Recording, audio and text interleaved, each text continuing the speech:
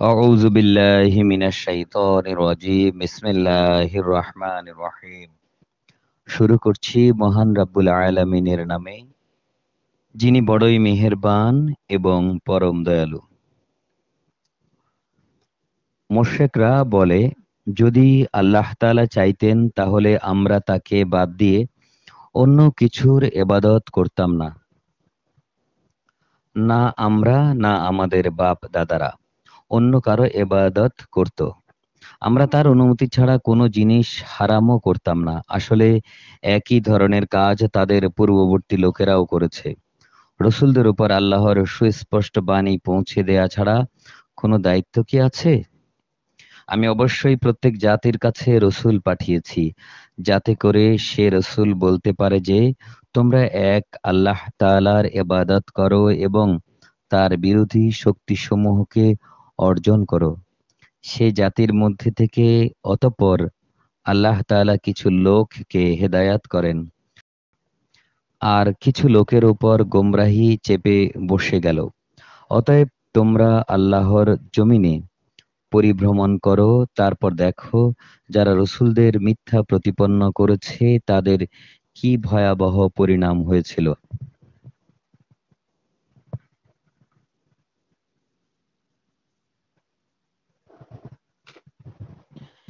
হে নবী, তুমি এদের হেদায়েতের উপর যতই তোমার আগ্রহ দেখাও না কেন, এরা কখনো হেদায়াত পাবে না। কেননা আল্লাহ তাআলা যাকে বিদ্রোহের জন্য গোমরাহ করে দিয়েছেন, তাকে তিনি সৎ পথে পরিচালিত করবেন না। আর এমন লোকদের জন্য কোনো সাহায্যকারীও নেই। এরা আল্লাহ তাআলার নামে কঠিন শপথ করে বলে যে, ব্যক্তির মৃত্যু হয়ে যায়, আল্লাহ তাআলা তাকে দ্বিতীয়বার কখনো উঠিয়ে আনবেন না। হে নবী, তুমি বলো, হ্যাঁ অবশ্যই এটা তার সত্য ওয়াদা, কিন্তু অধিকাংশ মানুষই তা জানে না।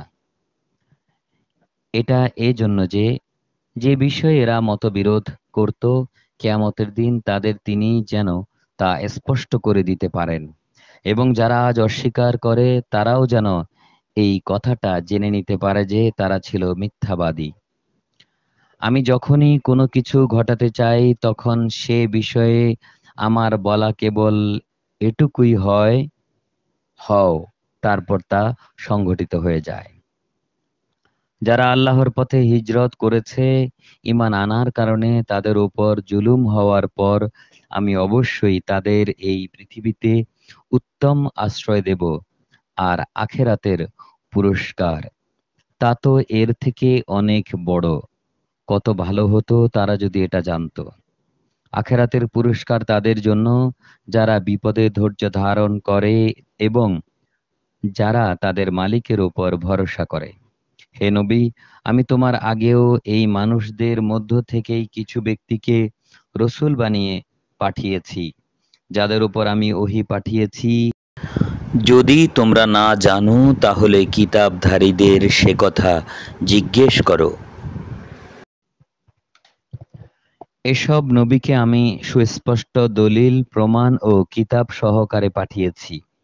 একইভাবে আজ তোমার কাছেও কিতাব নাজিল করেছি, যাতে করে যা কিছু মানুষদের জন্য তাদের কাছে পাঠানো হয়েছে তুমি তা তাদের সুস্পষ্টভাবে বোঝাতে পারো। আশা করা যায় তারা চিন্তা ভাবনা করবে। যারা আল্লাহ তাআলা ও তার রসূলের বিরুদ্ধে চক্রান্ত করে, তারা কি এ বিষয়ে নিরাপদ হয়ে গেছে যে আল্লাহ তাআলা তাদের ভূগর্ভে ধসিয়ে দেবেন না, কিংবা এমন কোনো দিক থেকে তাদের উপর আযাব এসে আপতিত হবে না যা তারা কখনো চিন্তাও করতে পারে না? কিংবা তাদের তিনি এমন সময় পাকড়াও করবেন যখন তারা স্বাভাবিকভাবে চলাফেরা করতে থাকবে, এরা কখনোই তাকে অক্ষম করে দিতে পারবে না? অথবা তিনি তাদের কিছু দূর চলার অবকাশ দেবেন, অতঃপর পাকড়াও করবেন। অবশ্যই তোমার রব একান্ত স্নেহশীল পরম দয়ালু। এরা কি আল্লাহ তাআলা যা কিছু সৃষ্টি করেছেন তার প্রতি লক্ষ্য করে না? তার ছায়াও তো আল্লাহর সামনে সাজদা অবনত অবস্থায় কখনো ডান দিক থেকে কখনো বাঁ দিক থেকে ঢলে পড়ে। এরা সবাই তার সামনে অক্ষমতা প্রকাশ করে। যা কিছু আছে আসমান সমূহে এবং এই জমিনে যা কিছু বিচরণশীল আছে, আছে যত ফেরেশতাকুল, তারা সবাই আল্লাহকে সাজদা করে যাচ্ছে। এদের কেউই আল্লাহর সামনে অহংকার করে না। উপরন্তু তারা ভয় করে তাদের রবকে, যিনি রয়েছেন তাদের অনেক উপরে। তাদের যা আদেশ করা হয় তা তারা বিনীতভাবে পালন করে। আল্লাহ তাআলা বলছেন, তোমরা দুজন মাবুদ গ্রহণ করো না। মাবুদ তো শুধু একজন, সুতরাং তোমরা আমাকেই ভয় করো। আকাশমণ্ডলীয় জমিনে যা কিছু আছে তা সবই তার জন্য। জীবন বিধানকে একান্ত তার অনুগত করে দেয়াই কর্তব্য। তোমরা কি আল্লাহ তাআলা ছাড়া অন্য কাউকে ভয় করবে? যা কিছু নিয়ামত তোমাদের কাছে আছে তা তো আল্লাহ তাআলার কাছ থেকেই এসেছে। অতঃপর তোমাদের যদি কোনো দুঃখ দৈন্য স্পর্শ করে, তখন তা দূর করার জন্যে তাকেই তোমরা বিনীতভাবে ডাকো। অতঃপর তিনি যখন তা দূরীভূত করে দেন, তখন তোমাদেরই একদল লোক তাদের মালিকের সাথে অন্যদের শরীক বানিয়ে নেয়, যাতে করে আমি তাদের যা নিয়ামত দান করেছি তারা তা অস্বীকার করে নিতে পারে। অতঃপর কিছুদিনের জন্য জীবনটা তোমরা ভোগ করে নাও, অচিরেই তোমরা এর পরিণাম জানতে পারবে। আমি ওদের যা কিছু রিজিক দান করেছি তা একাংশকে ওরা এমন লোকদের জন্য নির্ধারণ করে নেয় যারা জানেও না রিজিকের উৎসমূল কোথায়। আল্লাহ তাআলার শপথ, তোমরা তার সম্পর্কে যেই মিথ্যা অপবাদ দিতে, সে সম্পর্কে অবশ্যই তোমাদের প্রশ্ন করা হবে। এই মুশরিক ব্যক্তিরা কন্যা সন্তানদের আল্লাহর জন্য নির্ধারণ করে, অথচ তিনি এসব থেকে অনেক পবিত্র। ওরা নিজেদের জন্য তাই কামনা করে যা তারা পছন্দ করে। যখন এদের কাউকে কন্যা জন্ম হওয়ার সুখবর দেয়া হয়, তখন দুঃখে ব্যথায় তার মুখ কালো হয়ে যায় এবং সে অসহনীয় মনস্তাপে ক্লিষ্ট হয়। যে বিষয়ে তাকে সুসংবাদ দেয়া হয়েছিল তার মনের কষ্টের কারণে সে তার জাতির লোকদের কাছ থেকে আত্মগোপন করতে চায়। ভাবতে থাকে, সে কি এই সন্তানকে অপমানের সাথে রাখবে, না তাকে মাটিতে পুঁতে ফেলবে। জেনে রেখো, কন্যাদের নিয়ে ওরা যা সিদ্ধান্ত করে তা অত্যন্ত নিকৃষ্ট। যারা আখিরাতের উপর ঈমান আনে না তাদের জন্য এ ধরনের নিকৃষ্ট পরিণামই অপেক্ষা করছে। যারা আল্লাহ তাআলার জন্যই নির্দিষ্ট রয়েছে যাবতীয় ভালো পরিণাম। তিনি মহাপরাক্রমশালী ও প্রবল প্রজ্ঞাময়। আল্লাহ তাআলা মানুষদের তাদের নাফরমানির জন্য যদি সাথে সাথেই পাকড়াও করতেন, তাহলে এই জমিনের বুকে কোনো বিচরণশীল জীবকেই তিনি ছেড়ে দিতেন না। কিন্তু তিনি তাদের এক বিশেষ সময়সীমা পর্যন্ত অবকাশ দেন। অতঃপর যখন অবকাশের সেই সময় তাদের সামনে এসে হাজির হয়, তখন তারা যেমন মুহূর্তকালও বিলম্ব করতে পারে না, তেমনি তাকে তারা একটুখানি এগিয়েও আনতে পারে না। এরা আল্লাহ তাআলার জন্যে সে বিষয়টি প্রস্তাব করে, তা তারা নিজেদের জন্যেও পছন্দ করে না। তাদের জিহ্বা তাদের জন্যে মিথ্যা কথা বলে যে পরকালে নাকি তাদের জন্যই সব কল্যাণ রয়েছে, অথচ তাদের জন্য সেখানে থাকবে শুধু জাহান্নামের আগুন এবং অবশ্যই তারা সেখানে নিক্ষিপ্ত হবে। হে নবী, আল্লাহর শপথ, তোমার আগেও আমি জাতিসমূহের কাছে নবী পাঠিয়েছিলাম। অতঃপর শয়তান তাদের খারাপ কাজসমূহ তাদের জন্য শোভনীয় করে দিয়েছিল। সেই শয়তান আজও তাদের বন্ধু, তাদের সবার জন্যই রয়েছে কঠোর আযাব। হে নবী, আমি তোমার উপর এই কিতাব এই জন্যই নাজিল করেছি যেন তুমি তাদের সামনে সেই বিষয়সমূহ সুস্পষ্ট করে পেশ করতে পারো যে বিষয়ে তারা মতবিরোধ করেছে। বস্তুত এই কিতাব হচ্ছে ঈমানদারদের জন্য হেদায়াত ও আল্লাহ তাআলার অনুগ্রহ স্বরূপ। আল্লাহ তাআলা আসমান থেকে পানি বর্ষণ করেন, অতঃপর একবার মুর্দা হয়ে যাওয়ার পর সেই পানি দিয়ে তিনি জমিনকে জীবিত করে তোলেন। অবশ্যই এতে আল্লাহর কুদরতের বহু নিদর্শন রয়েছে সেই জাতির জন্যে যারা আল্লাহর কথা শোনে। অবশ্যই তোমাদের জন্য এই গৃহপালিত জন্তু জানোয়ারের মাঝে প্রচুর শিক্ষার বিষয় রয়েছে। তাদের উদরস্থ দুর্গন্ধময় গোবর ও নাপাক রক্তের মধ্যবর্তী স্থান থেকে নিঃসৃত খাঁটি দুধ আমি তোমাদের পান করাই। পানকারীদের জন্য এটি হচ্ছে বিশুদ্ধ ও সুস্বাদু। খেজুর এবং আঙ্গুর ফলের মধ্যেও শিক্ষণীয় বিষয় রয়েছে। তা থেকে তোমরা নেশাকর হারাম জিনিস যেমন বের করে আনছো, তেমনি তা থেকে হালাল এবং উত্তম রিজিকও তোমরা লাভ করছো। নিঃসন্দেহে এতে জ্ঞানবান জাতির জন্য আল্লাহর অনেক নিদর্শন রয়েছে। তোমার রব মৌমাছিকে এই নির্দেশ দিয়েছেন, পাহাড়ের গায়ে, গাছের ডালে এবং অন্য কিছুর উপর তোমরা যা কিছু বানাও তার উপর নিজেদের থাকার ঘর নির্মাণ করো। তারপর তুমি প্রত্যেক ফল থেকে রস আহরণ করে তা খেতে থাকো। অতঃপর তোমার মালিকের নির্ধারিত পথ ধরে পূর্ণ আনুগত্যের সাথে সেদিকে এগিয়ে চলো। এভাবে তার পেট থেকে রং বেরঙের পানি দ্রব্য বের হয়, যার মধ্যে মানুষদের নিরাময়ের ব্যবস্থা রয়েছে। অবশ্য এতেও নিদর্শন রয়েছে সেই সম্প্রদায়ের জন্য যারা আল্লাহর সৃষ্টি বৈচিত্র্য নিয়ে চিন্তা করে। আল্লাহ তাআলাই তোমাদের সৃষ্টি করেছেন, অতঃপর তিনি তোমাদের মৃত্যু দেবেন। তোমাদের কোনো কোনো ব্যক্তি বৃদ্ধ বয়সের দুর্বলতম স্তর পর্যন্ত পৌঁছে যাবে। কোনো বিষয় জানার পর সে এমন হয়ে যাবে যে যেন সে কিছুই জানে না। আল্লাহ তাআলা অবশ্যই সর্বজ্ঞ, তিনি সর্বশক্তিমান।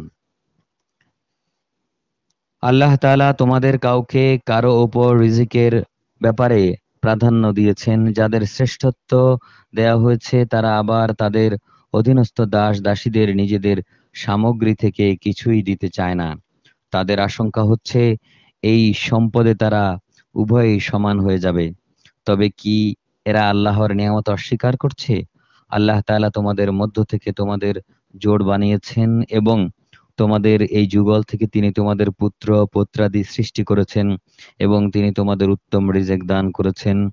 তারপরও কি এরা বাতিলের উপর বিশ্বাস স্থাপন করবে আর আল্লাহর নিয়ামতকে অবিশ্বাস করবে? এরা কি আল্লাহ তাআলাকে বাদ দিয়ে এমন মাবুদের গোলামি করবে যাদের আকাশমণ্ডলীয় জমিনের কোথাও থেকে রিজিক সরবরাহ করার কোনো ক্ষমতা নেই?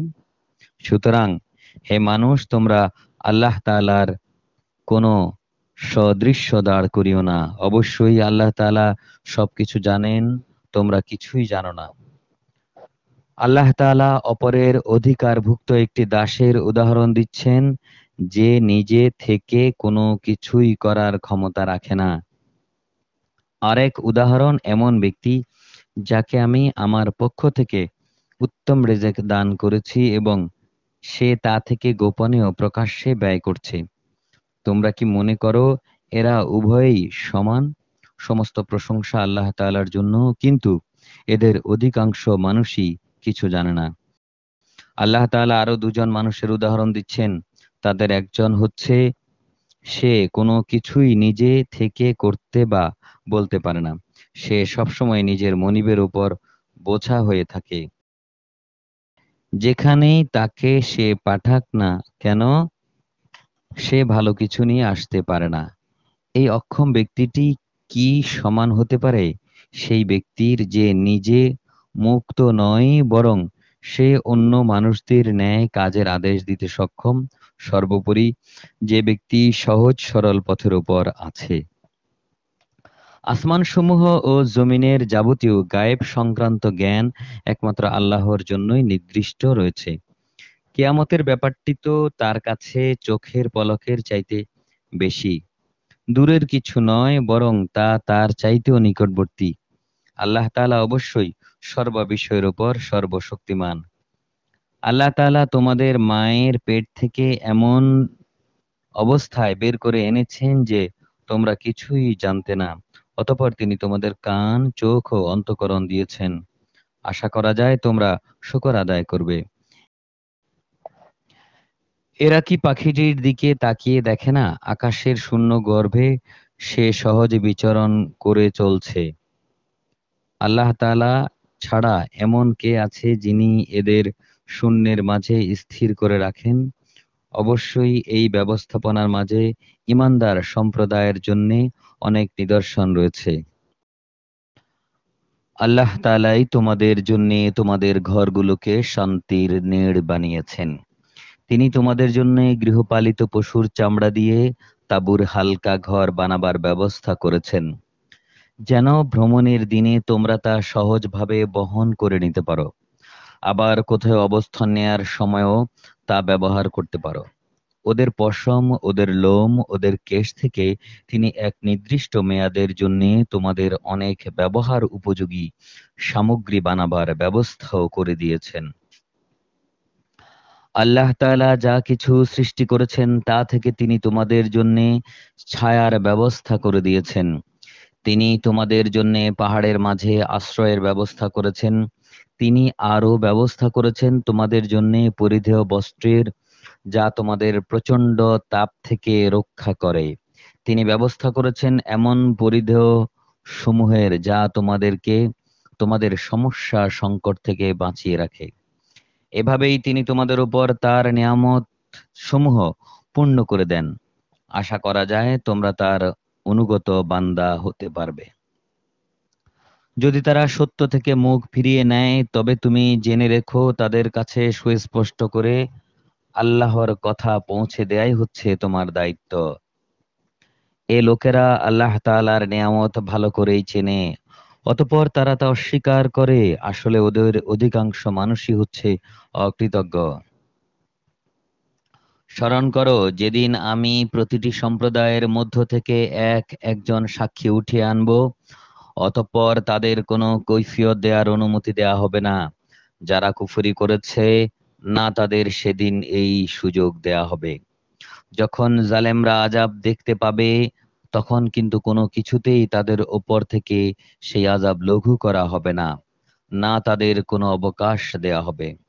মোশরিক ব্যক্তিরা তাদের যেসব শরীকদের আল্লাহর সাথে অংশীদার বানিয়েছিল, সেদিন যখন তারা দেখবে, তখন বলবে, হে আমাদের রব, এরাই তো আমাদের সেসব শরীক লোক যাদের আমরা তোমার বদলে ডাকতাম। অতঃপর সেই ব্যক্তিরা উল্টো তাদের ওপরই অভিযোগ নিক্ষেপ করে বলবে, না তোমরাই হচ্ছ মিথ্যাবাদী। এই মোশরিক ব্যক্তিরা যখন আল্লাহর কাছে আত্মসমর্পণ করবে, তখন যা কিছু তারা উদ্ভাবন করত তা নিষ্ফল হয়ে যাবে। যারা নিজেরা কুফরি করেছে এবং অন্য মানুষদেরও আল্লাহর পথ থেকে বাধা দিয়েছে, আমি সেদিন তাদের আযাবের উপর আযাব বৃদ্ধি করব। এটা হচ্ছে তাদের সেই অশান্তি ও ফ্যাসাদের শাস্তি যা তারা করে এসেছে। সেদিনের কথা স্মরণ করো, যেদিন আমি প্রত্যেক সম্প্রদায়ের মধ্যে স্বয়ং তাদেরই মধ্য থেকে তাদের উপর একজন সাক্ষী উত্থিত করব এবং এদের সবার উপর আমি তোমাকে সাক্ষী রূপে নিয়ে আসব। আমি তোমার উপর কিতাব নাজিল করেছি যা হচ্ছে সব কিছুর ব্যাখ্যা, আল্লাহর হেদায়াত, রহমত ও মুসলমানদের জন্য তা হচ্ছে জান্নাতের সুসংবাদ। অবশ্যই আল্লাহ তাআলা ন্যায় পরায়ণতা, সদাচরণ ও আত্মীয় স্বজনকে দান করার নির্দেশ দেন এবং তিনি অশ্লীলতা, অসৎ কাজকর্ম ও সীমালঙ্ঘনজনিত সব কাজ থেকে নিষেধ করেন। তিনি তোমাদের উপদেশ দেন এগুলো মেনে চলার। আশা করা যায় তোমরা এ থেকে শিক্ষা গ্রহণ করবে। যখন তোমরা আল্লাহর নামে কোনো অঙ্গীকার করো তখন তা পূর্ণ করো এবং এই শপথ পাকাপোক্ত করে নেয়ার পর তা ভঙ্গ করো না। কেননা এই শপথের জন্য তোমরা আল্লাহকে অভিভাবক বানিয়ে নিয়েছ। অবশ্যই আল্লাহ তাআলা জানেন তোমরা কি করো। শপথ ভাঙতে গিয়ে তোমরা কখনো সেই নারীর মতো হয়ো না যে অনেক পরিশ্রম করে নিজের জন্য কিছু সুতা কাটলো কিন্তু পরে তা নিজেই টুকরো টুকরো করে ছিঁড়ে ফেললো। তোমরা তো তোমাদের পারস্পরিক ব্যাপারে নিজেদের শপথগুলো ধোঁকা, প্রবঞ্চনার উদ্দেশ্যে ব্যবহার করো, যাতে করে তোমাদের এক দল আরেক দল থেকে অগ্রগামী হয়ে যেতে পারে। আসলে আল্লাহ তাআলা এই বিষয়টি দিয়ে তোমাদের পরীক্ষা করেন মাত্র। তাছাড়া তোমরা যেসব বিষয়ে মতবিরোধ করছো, কিয়ামতের দিন অবশ্যই তিনি তা সবার সামনে প্রকাশ করে দেবেন। আল্লাহ তাআলা যদি চাইতেন তাহলে তিনি তোমাদের সবাইকে এক জাতি বানিয়ে দিতে পারতেন। তিনি যাকে ইচ্ছা তাকে বিভ্রান্ত করেন, যাকে ইচ্ছা তাকে সৎ পথে পরিচালিত করেন। দুনিয়ায় তোমরা কি করতে সে সম্পর্কে অবশ্যই কিয়ামতের দিন তোমাদের প্রশ্ন করা হবে।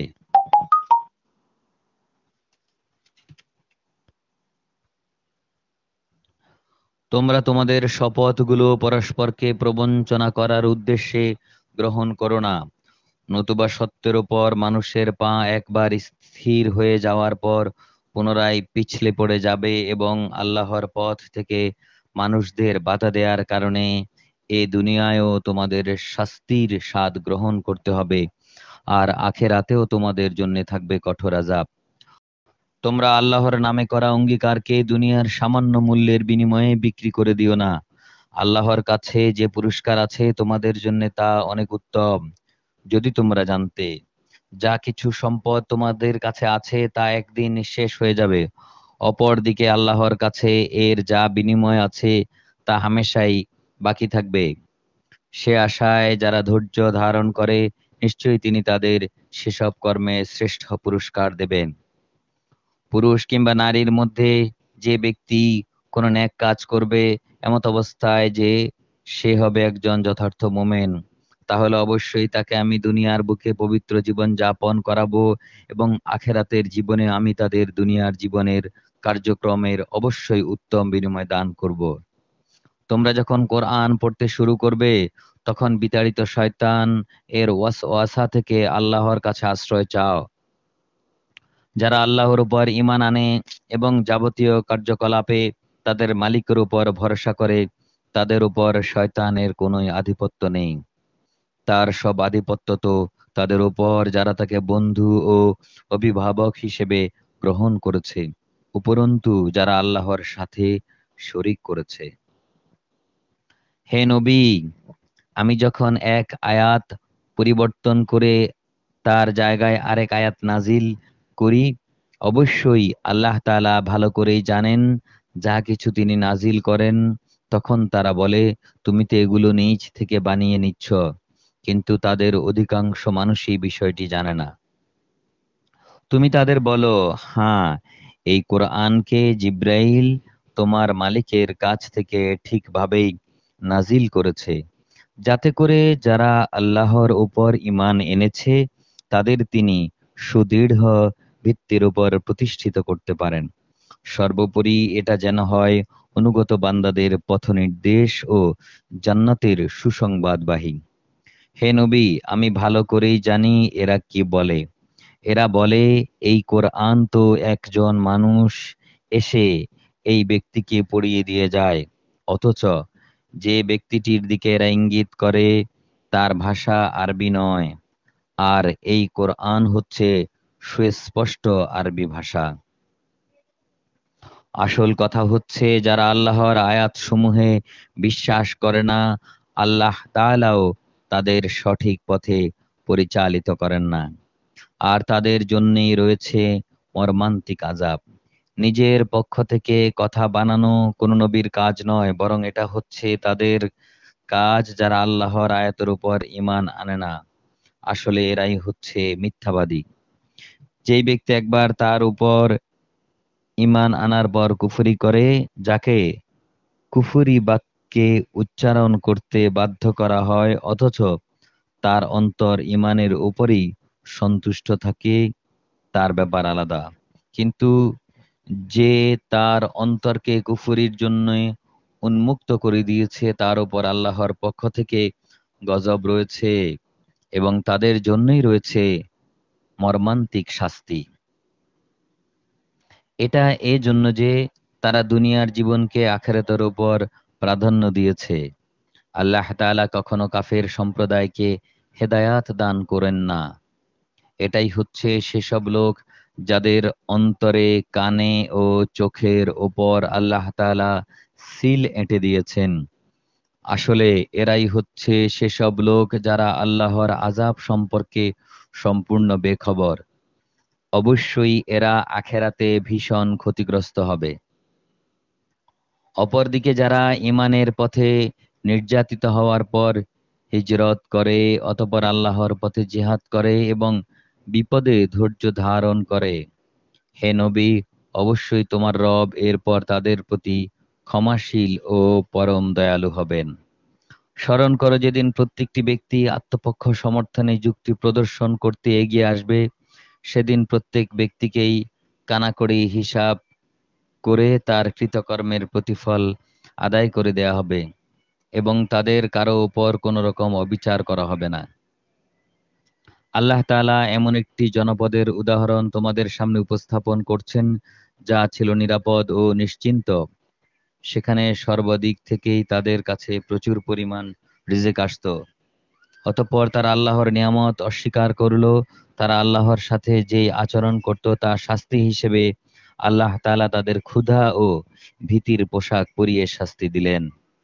অবশ্যই তাদের কাছে তাদেরই মধ্য থেকে একজন রসূল এসেছিল, অতঃপর তারা তাকে অস্বীকার করল।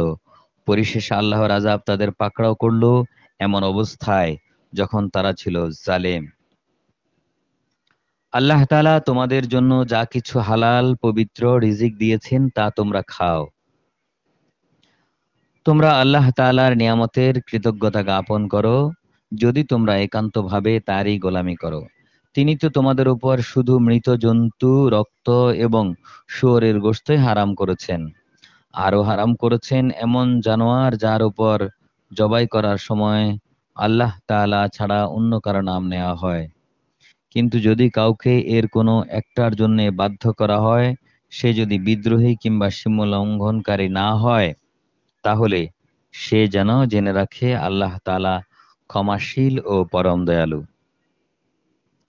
তোমাদের জিহ্বা আল্লাহ তাআলার উপর মিথ্যা আরোপ করে বলে কখনো এ কথা বলো না যে এটা হালাল, এটা হারাম।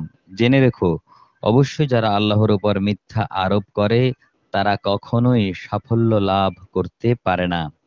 এটা ছিল পার্থিব জীবনের সামান্য কিছু সামগ্রী মাত্র। পরকালে তাদের জন্য রয়েছে কঠোর আযাব।